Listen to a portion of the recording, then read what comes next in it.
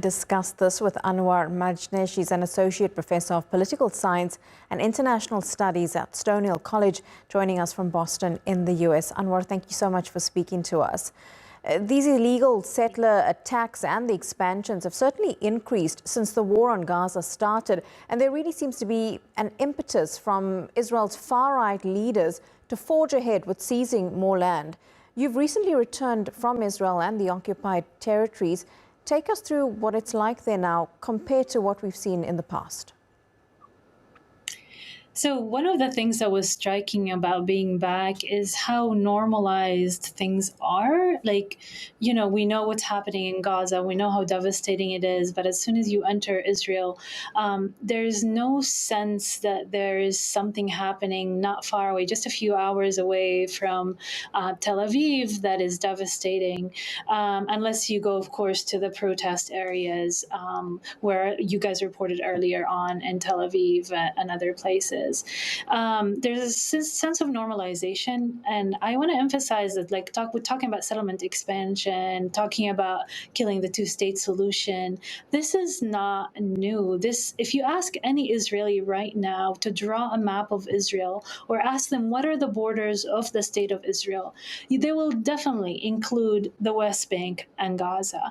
They will never draw it without it. There's no map that exists that you will see that doesn't have the West Bank and Gaza in the Israeli imagination.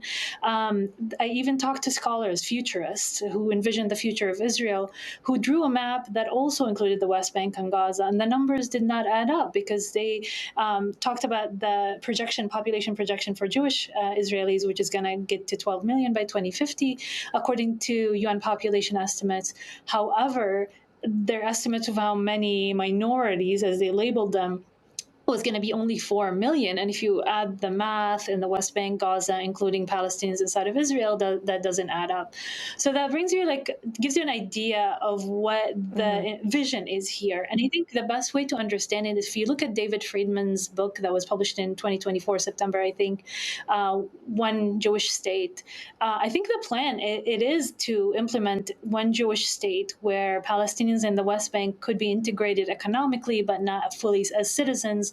And the two-state solution is not in the minds or on the minds of any Israeli right now, or even before October 7th. So, talking about this, is it a new thing? It's not, but now they're putting it on the ground and establishing this project that received international condemnation before. But it is in response to a lot of countries announcing that they will declare a Palestinian state in September at the General Assembly meeting. And, you speak about the international condemnation. It feels like the voices are a bit louder. However, of course, there is very little action coming from the international community. Condemnation, putting out a statement, is a very easy thing to do. Sanctions or anything further is more difficult.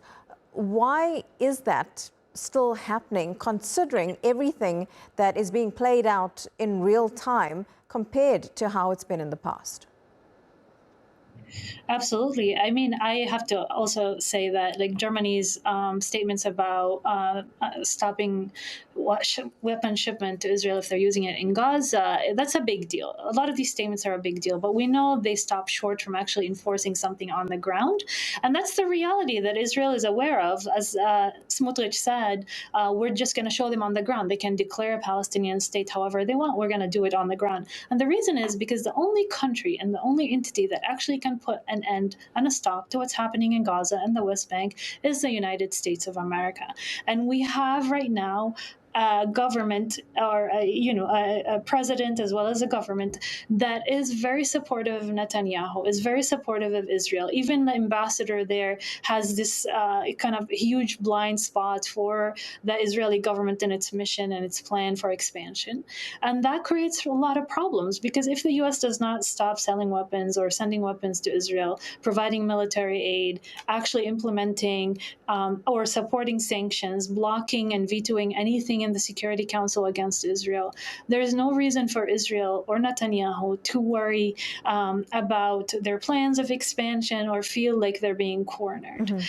So that's That's the element. Even under Biden, I mean, Biden did threaten a lot, and we know Obama as well was very critical of the settlements, but they all stopped short from stopping military aid, from actually sanctioning, from following these words with decisive action.